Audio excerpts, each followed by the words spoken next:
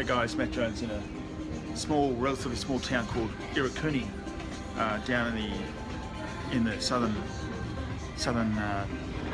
southeastern corner of Japan, and this is a restaurant come bar that's not yet just opened. I was looking for somewhere to sit down and have a chat with you, but I'll just take you down the street here just to get you a feel of the flavour of this place. But today is the 12th, today's 11th of,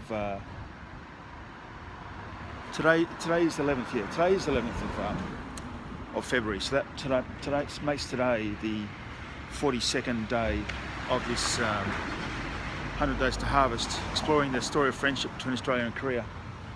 So you might think it's unusual outside of this old looking bar there in Japan, that I pick up a story about Australia and Korea and the friendship that has been etched between these two countries through people over the decades, and in fact best part of what we now know to be about 150 years.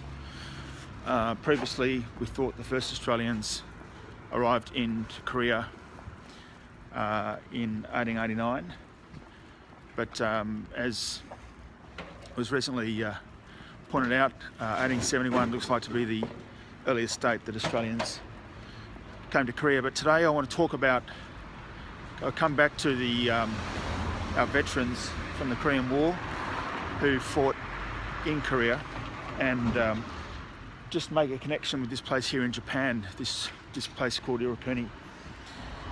And I'm going to put the story up, continue the story of Graham Strout, Squadron Leader Graham Strout, who I spoke about before in Samchok, and then later in Busan at a cafe when I read the details of how his body was recovered, and then of course visit his grave in Busan at the cemetery itself. The reason Iwakuni is relevant to this story is after the Second World War, up until toward the end of 1950, the 77 Squadron from Royal Australian Air Force was based out of this place here, Iwakuni, and it's likely, I don't know whether the pilots would have been walking down these streets here, but walking down here, how you going, mate? You get the sense that there's still quite a strong presence, at least from the American servicemen. There's I think a Marine base nearby, and certainly some of the clubs along here sort of indicate a nighttime flavour here. So this sign here is particularly sort of telling. Welcome American, and so it goes. But this is not to paint a picture of all people who are in Iwakuni by any means, but Iwakuni was a place where the pilots, the people who serviced the squadron, were based, and many of them were married, and so they were living in Iwakuni, which was essentially then a peacetime posting, with their wives as well. So this story gets picked up on the 6th of July 1950, and Graham Strout had returned from a mission where engine failure had forced him to abort, and his wife, he says in the book, I'm using the book which is the book by Ogden called, excuse me a minute,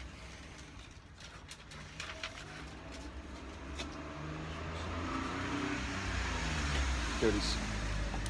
So here's the book here, Across the Parallel, by Graham Ogden, published in 1952. He was the PR officer for the squadron. He says, but this is after his return on the 6th with engine failure. His wife saying to him afterwards, anyway, you'll be off again first thing tomorrow morning, and in the meantime you'll have a good dinner tonight. Strout led his section into battle the next morning, but didn't come back. Although reluctant to see him go, his wife, Nan, had walked part of the way down the airfield with him for the last takeoff. So they talk about the mission and how it had gone badly for Strout. And then it says, the wives at the base, as well as the ground staff boys, always counted the planes as they came back. They counted only 3 aircraft returning from this strike. Again, the terrible anxiety. Mrs. Strout was told that only 3 had come in to land, but then she had laughed at the others' fears. She had seen 3 and then a 4th land a little later. Everything was okay, she thought, but the 4th had been a different Mustang out on a short test flight. And then it goes on. After they did a survey patrol the next day, Spence, who was the commander of the 77 Squadron, who was later to also die in a similar circumstance to Strout. Spence then had the ordeal of telling Mrs. Strout that there wasn't much chance for Graham. It was one of the toughest jobs the CO had to do.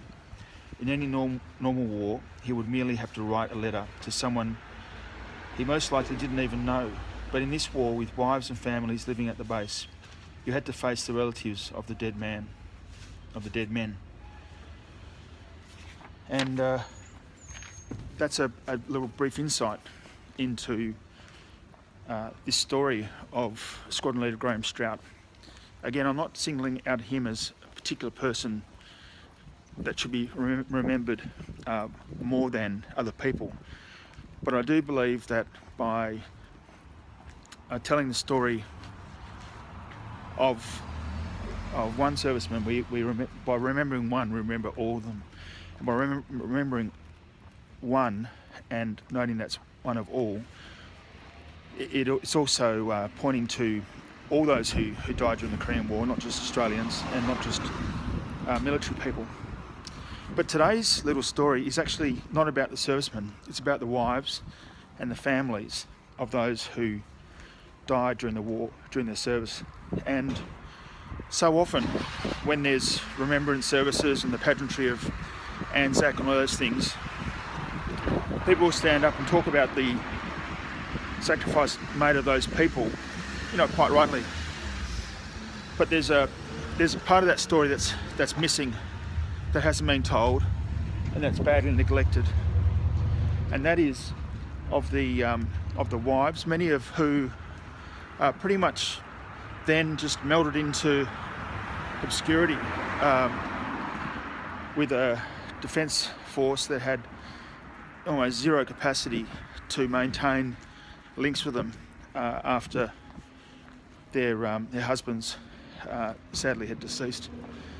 So this is part of that story, really looking at the lives of those airmen who worked here in Iwakuni, flying from here to Korea, and then they'd return back here from the missions, those who survived. But those who crashed, their wives who were living here, it must have been quite brutal for them to have the immediacy of that message by the telling sign of one less aircraft flying back to base. It's worth noting, and it's an important part of this story between Australia and Korea. So we should make sure we also pause a moment and remember those next of kin, as well as the servicemen who died.